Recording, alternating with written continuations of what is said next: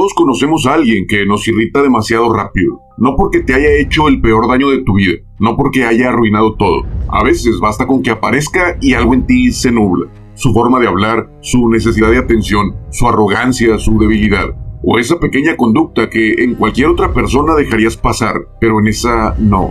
Y lo extraño no es solo el rechazo, es la insistencia, porque ciertos rasgos de ese tipo de persona vuelven. En una pareja, en un jefe, en un amigo, en alguien que ves en pantalla y no puedes dejar de mirar aunque jures que te repugna. Como si la vida no te mandara personas distintas, sino variaciones del mismo conflicto. Carl Jung sospechaba que a veces lo que más nos irrita del otro no empieza en el otro. Empieza en una parte de nosotros que preferimos no reconocer. Una parte negada, escondida, empujada al fondo para seguir creyendo que nosotros no somos eso. A esa parte la llamó sombra, y cuando no la miras de frente, no desaparece, solo aprende a regresar con el rostro de alguien más. Hola, gracias por llegar a este jueves de Archivo 42. Episodio 30. Carl Jung y tu sombra.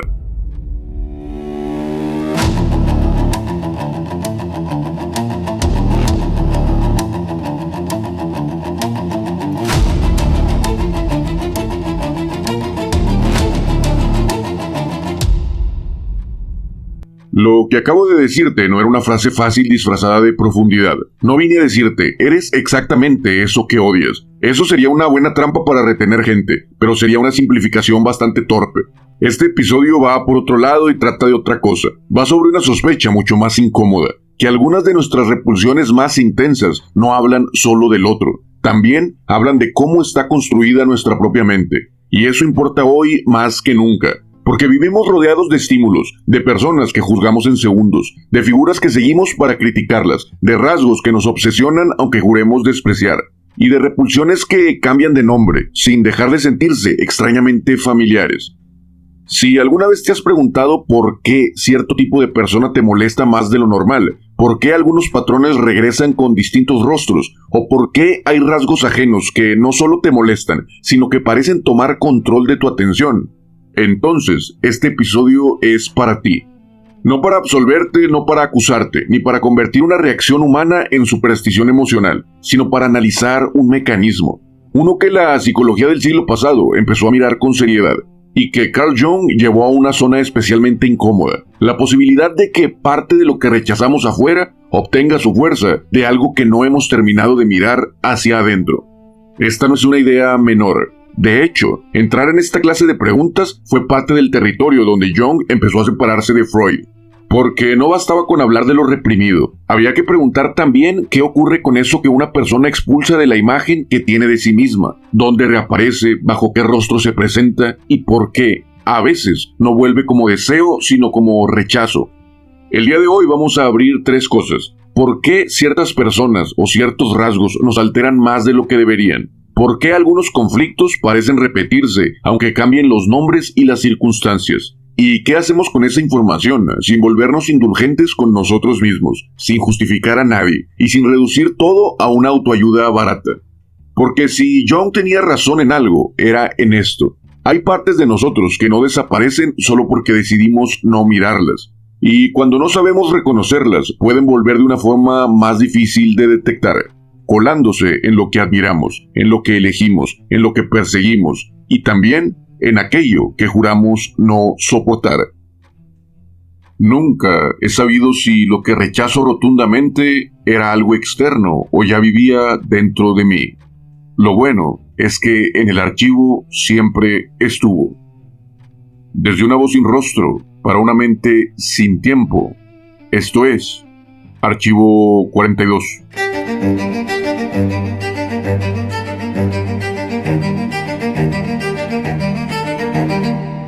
Hace un momento te dije que Jung llamó sombra a una parte de nosotros. Vale la pena volver a esa palabra, porque con el tiempo se le han pegado demasiadas interpretaciones. No habla simplemente de una maldad, tampoco es una forma elegante de decir tu lado oscuro, y menos aún significa que todo lo que escondes deba salir libre, como si reconocerlo bastara para volverlo correcto. La idea es más precisa. Jung observó que para vivir con otros, Cada persona va armando una versión de sí misma que pueda sostener ante el mundo, una identidad con la que se adopta, la manera en que aprende a estar frente a la familia, la escuela, el trabajo, la época que le tocó vivir y todo eso que fue entendiendo como correcto, decente o aceptable. Esa parte visible no es falsa, pero tampoco agota lo que una persona es. Mientras esa identidad se construye, algo más va quedándose afuera. Impulsos que incomodan, reacciones que nos estorban, rasgos que contradicen la imagen que uno quiere sostener. A veces ahí terminan cosas que conviene contener de verdad, pero otras veces cae un material más ambiguo. La rabia que te habría servido para poner límites, la ambición que sonaba demasiado egoísta, la necesidad de reconocimiento, cierta dureza, la competencia, la capacidad de ocupar un espacio o deseos que no parecían compatibles con la versión de uno mismo que tocaba defender. Por eso, si hubiera que decirlo con una sola imagen o metáfora, la sombra no sería como una bestia o un monstruo, sería el sótano de la personalidad, el depósito de todo lo que fuimos descartando para poder encajar, para poder seguir siendo queridos, para no meternos en problemas o para conservar una idea soportable de quienes éramos. Y como podrás imaginarlo, ese sótano no se llena igual para todos. Cambias la casa y cambian las reglas, cambias la cultura, la familia, la religión, el barrio o la época. Cambian también los premios, los castigos y las cosas que cada quien aprendió a esconder para seguir perteneciendo a su entorno. Por eso, lo que una persona manda al sótano no es idéntico a lo que otra manda. Esta idea no funciona como una moral universal, ni como un examen donde todos fallan por lo mismo. Funciona más bien como un mapa de tus cimientos. Es decir, ¿qué tuve que sacar de mi versión visible para poder vivir como vivo? ¿Qué parte de mí quedó abajo, no porque fuera falso, sino porque resultaba incómoda, vergonzosa o peligrosa para la identidad que necesitaba sostener? Y ahí es donde empieza de verdad la sombra. No en lo que una persona admite, sino en lo que acomoda fuera de la vista para no tener que admitirlo. Y aquí entra una idea decisiva. Lo que escondes en el sótano no desaparece. Queda fuera de la sala principal, pero sigue dentro de tu casa. Sigue pesando, sigue empujando. A veces altera la vida desde abajo, aunque uno prefiera pensar que ya no le pertenece. Puede volver como un sueño, como un impulso, como una fantasía o como una presión silenciosa que altera la vida sin pedirnos permiso. Y aquí entra la parte decisiva de esta idea. El sótano no desaparece solo porque aprendiste a no mirarlo. Sigue influyendo, sigue moviendo cosas, sigue participando en tu vida aunque tú ya no lo nombres. Y bueno, esta idea no convierte todo lo que rechazas en una revelación, ni vuelve inocentes a las personas que son evidentemente desagradables. Solo nos deja una advertencia más sobria sobre la mesa. Lo que excluyes de ti, no por eso, deja de influir en tu vida.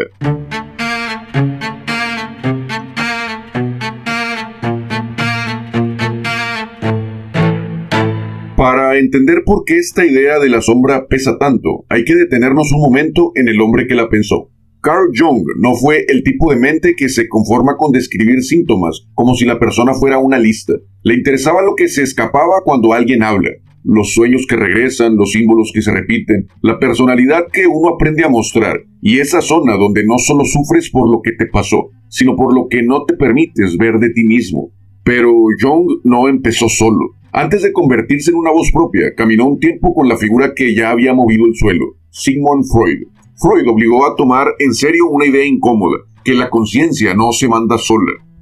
Que debajo de lo que dices que quieres, de lo que recuerdas, de lo que te gusta o de lo que justificas, siguen trabajando deseos, miedo, vergüenza, impulsos, material reprimido, y una vida paralela y silenciosa.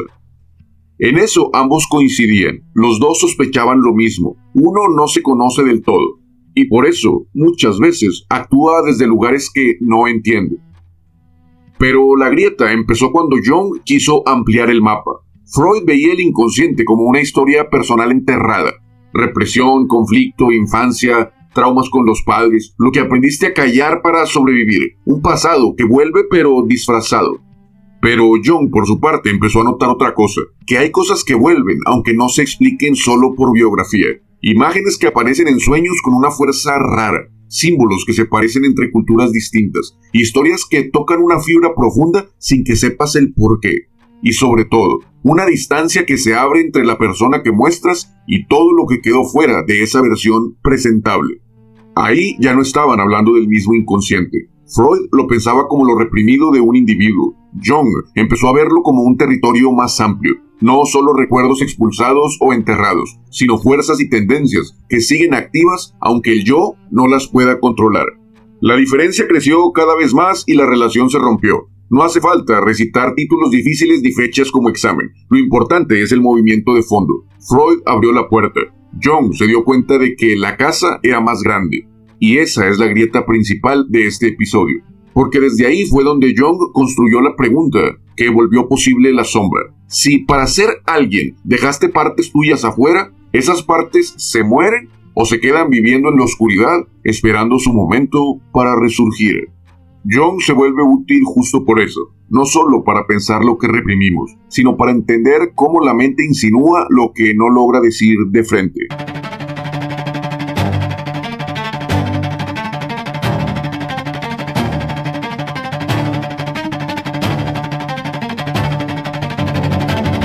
Una de las piezas donde Jung intentó volver legible ese problema fue El hombre y sus símbolos. No lo escribió para colegas ni para especialistas, sino para lectores comunes. Y eso ya dice bastante sobre el libro. No intenta encerrar la mente en tecnicismos, sino mostrar de qué formas la mente se comunica cuando no puede actuar en tu consciente. Eligió empezar por algo más cercano, la forma en que los sueños, las imágenes y ciertos símbolos dicen cosas que el yo consciente no sabe decir con la misma claridad. No porque tengamos que volvernos intérpretes obsesivos de cada sueño, ni porque toda imagen, sueño o símbolo escondan una revelación trascendental. Sirve para algo más simple, porque muestra que la mente no siempre nos habla de frente. A veces nos da rodeos, nos insinúa, desplaza, carga una imagen más de la cuenta hasta que esa imagen empieza a decir algo que no cabía en el discurso normal de la persona. En este libro, Jung parte de una idea que aquí nos sirve mucho. El sueño no inventa desde cero, trabaja con material real de la vida psíquica, solo que lo reorganiza de una manera menos domesticada. Eso significa que cuando el control habitual del yo se afloja un poco, aparecen combinaciones, escenas y figuras que no siempre obedecen a la identidad limpia que una persona intenta sostener mientras está despierta.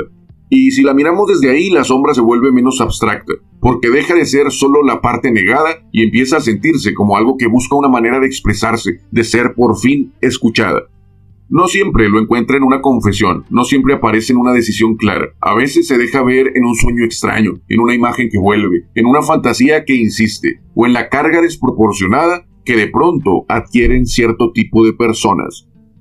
Y eso último es lo que más nos importa en este episodio. Porque una cosa es notar un rasgo desagradable en alguien, y otra, muy distinta, es descubrir que ese rasgo se queda contigo más tiempo del que debería. Que la escena sigue después, que la persona ya se fue, y sin embargo, algo de ella sigue trabajando dentro de ti. Y aquí conviene hacer una pausa breve, no para absolver al otro, no para exagerar y decir que todo juicio es una proyección de tu interior. Solo para formular mejor esta pregunta, no es ¿por qué esa persona me cae tan mal?, sino ¿por qué esto se quedó conmigo? ¿Por qué me molestó tanto? Ese es el punto en que la idea de Jung deja de ser declaración intelectual y se vuelve una herramienta, porque nos obliga a distinguir entre una molestia pasajera y una reacción sobrecargada. Y esa idea es la que queríamos sacar de este libro. Con esto nos basta para seguir. Y lo que viene a continuación no está en los sueños, sino en la cultura popular.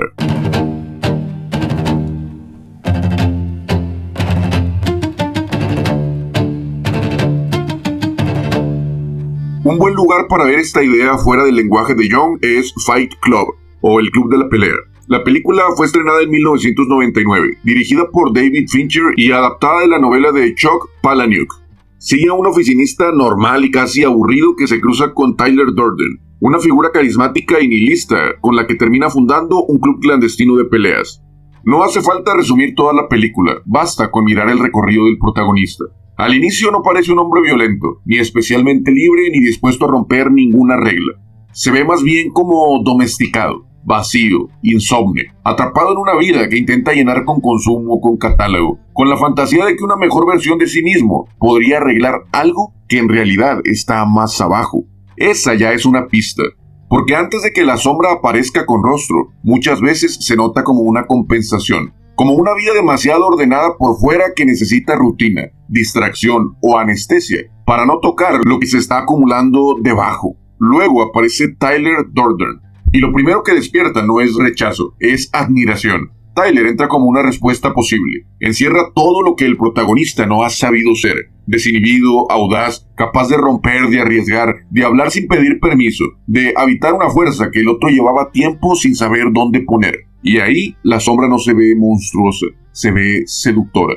No regresa todavía como algo temible, sino como una forma de vida que parece más intensa, más libre y más viva, que la identidad correcta y pulida que el protagonista venía sosteniendo.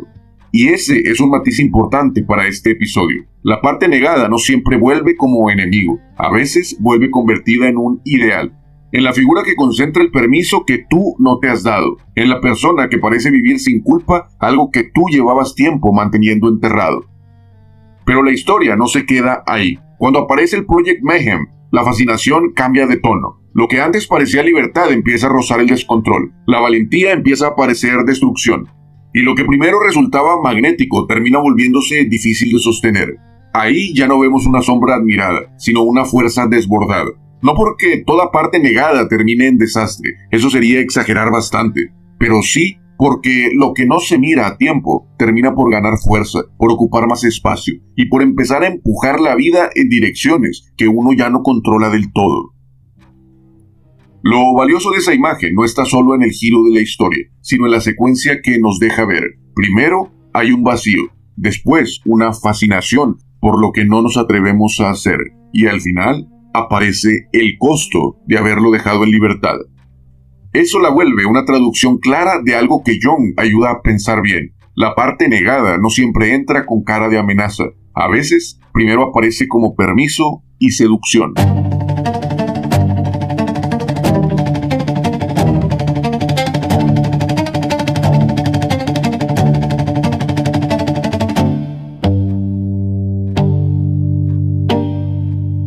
Si quieres ver esto funcionando hoy, no hace falta regresar a Jung. Basta con abrir el teléfono. Hay una escena que se repite más de lo que admitimos. Ves a alguien decir algo que te irrita, y en lugar de irte, te quedas. No para entender, no para debatir, te quedas para confirmar. Vuelves al día siguiente, y al otro, y sin darte cuenta, ya lo tienes guardado en la cabeza como si fuera tu enemigo oficial. Eso no es solo un desacuerdo, eso ya es una relación. No una relación de cariño, una relación de atención. Porque no regresas por información, regresas por esa descarga pequeña, la sensación de tener razón, el alivio de sentirte que estás del lado correcto, la calma falsa de ver el mal afuera, bien definido, como si así se ordenara lo que tú traes adentro. Y cuando esa vista se vuelve costumbre, hay una pregunta que incomoda porque te desnuda sin tocarte.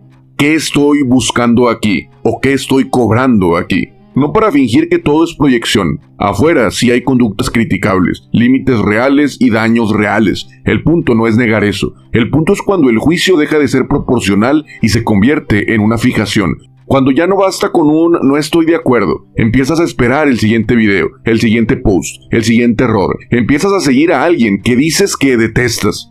Y en ese momento, esa persona ya no es solo una persona, se convierte como en un depósito de irritación, de superioridad moral, de curiosidad, de deseo de castigo o de una tensión más rara, la de ver en el otro algo que te asusta reconocer en ti, aunque sea en miniatura. Porque la sombra no siempre se presenta como tentación, a veces también se presenta como repulsión. Y eso no se queda en el internet. También aparece en lo cotidiano, donde ya no puedes cerrar la app. En la amistad que siempre te agota por la misma grieta. En tus parejas que han cambiado de cara pero no de comportamiento. Todas se unen en ciertos vértices. En el jefe que te provoca una rabia que no se explica solo por lo que te dijo el día de hoy. En el familiar que con una frase te regresa a una versión de ti que creías que ya no existía. Ahí es donde el patrón se revela. Y un patrón no se rompe señalando al otro una vez más. Aunque el otro sí tenga algo de responsabilidad. Se rompe con una diferencia que cuesta.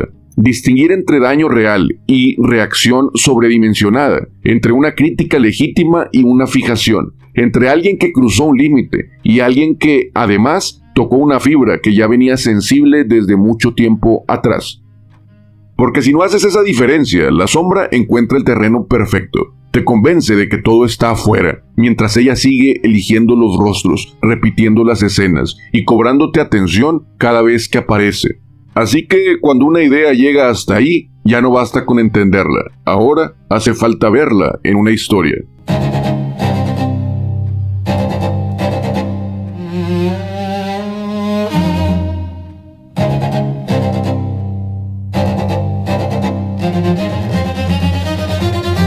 A veces el archivo baja una idea a una fábula, no para suavizarla, sino para acercar la lumbre sin excusas. Había un pájaro que era huérfano, que fue criado por otra especie. Aprendió su ritmo, sus trayectos, su forma de buscar comida y su manera de alertarse. Creció bien, lo suficiente para no hacerse demasiadas preguntas. Pero cada cierto tiempo se oía en el bosque el canto de otra especie. Era un sonido más largo, más insistente, menos discreto que el de la bandada que lo había criado. Y a él le molestaba en el interior, le parecía exagerado, innecesario, casi ofensivo. No entendía el porqué, pero bastaba con escucharlo para que algo en él se endureciera. Así pasaron algunos años. Una tarde, después de una tormenta, quedó separado del grupo. Intentó llamar como siempre lo había hecho, soltó el sonido corto, con el que su bandada se reconocía. Pero no obtuvo respuesta. Volvió a intentarlo y nada. Entonces hizo algo por pura necedad. Soltó el canto que siempre había detestado. Esta vez sí hubo una respuesta. Pero la respuesta no fue la que esperaba. Lo que respondió y posteriormente lo encontró fue un depredador. Había aprendido ese canto demasiado tarde y en el peor lugar. Pasó años creyendo que odiaba un sonido ajeno, y solo cuando lo necesitó descubrió que también era suyo. Pero descubrirlo no lo salvó. Eso fue lo más duro. No todo lo que llevas adentro aparece para ayudarte. Hay cosas que pueden pertenecerte y aún así exponerte. Pueden ser tuyas y seguir siendo torpes, peligrosas o devastadoras. Si salen sin conciencia, sin medida y sin entender el terreno en el que deben de aparecer. Por eso la idea de la sombra no se resuelve solo sacándola. Reconocerla no es obedecerla. Entender que algo vive en ti no significa que tengas que darle el mando.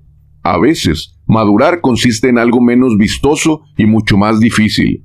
Saber qué parte de ti sí necesita un lugar, qué parte necesita límites y qué parte, si aparece sin juicio, puede arruinar la vida que llevas años intentando sostener.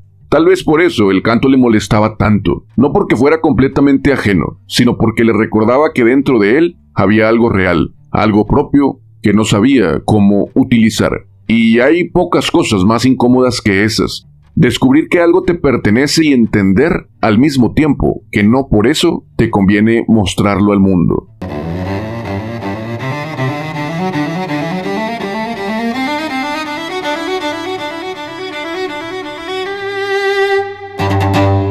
Si juntamos todo lo que ha pasado en este archivo, la idea de John deja algo útil. No podemos probar caso por caso que cada persona que te irrita esté revelando algo tuyo. Eso sería demasiado fácil. Tampoco podemos asegurar que toda repetición en tu vida se explique por la sombra que llevas dentro. Pero su teoría sí nos deja una sospecha valiosa, que no vemos el mundo desde cero, lo miramos desde una identidad ya construida, desde lo que aprendimos a mostrar y desde lo que aprendimos a esconder. Y eso cambia la forma en que juzgamos, elegimos y repetimos.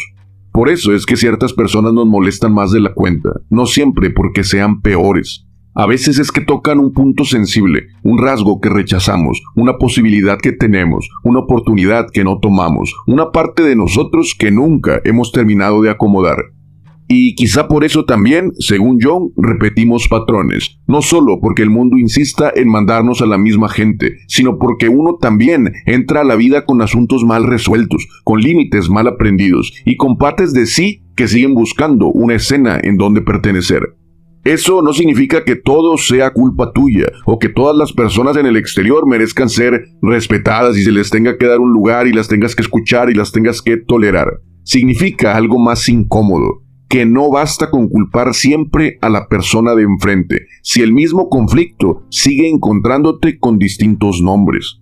Ahí está el verdadero provecho de Jung, no en tomarlo como verdad absoluta, sino en usarlo como una herramienta de observación y hacerte responsable cuando toque. Preguntarte si lo que sientes pertenece por completo al presente o si viene cargado con algo anterior. Si estás viendo con claridad o también desde una herida, una carencia, un miedo o una parte de ti que nunca aprendiste a reconocer sin vergüenza. Y aquí viene un límite importante. Reconocer esa sombra no significa soltarla por completo o mostrarla al mundo. No todo lo que llevas dentro merece obediencia. No todo ímpetu merece una salida. Hay cosas que necesitan un lugar, otras necesitan límite, otras solo necesitan ponerle nombre, precisamente para no seguir gobernado desde el sótano. Ese es el trabajo que tenemos que hacer. No justificarte, no absolver a quien te dañó. No salir pensando que todo lo que odias eres tú en el interior. Salir sabiendo distinguir entre un límite legítimo y una fijación, entre una crítica necesaria y una obsesión, entre algo que de verdad debes apartar de tu vida y algo que te incomoda porque te obliga a mirar una parte de ti que ya no quieres seguir dejando en el sótano. Así que la pregunta final de este archivo no es ¿quién te cae mal? Es otra. ¿Qué parte de ti has dejado actuando en la oscuridad? ¿Y qué tendrías que reconocer, limitar o reordenar para dejar de repetir el mismo conflicto con rostros diferentes? Si este archivo te encontró, por favor compártelo con alguien que también haya sentido que ciertos rostros han vuelto demasiado. Archivo 42, donde lo que negamos en silencio también aprende a dirigir nuestra mirada. No lo dije todo. No me creas nada. No sé si este archivo era para abrirse el día de hoy, pero guárdalo cerca, por si mañana lo necesitas. Nos escuchamos en el próximo archivo.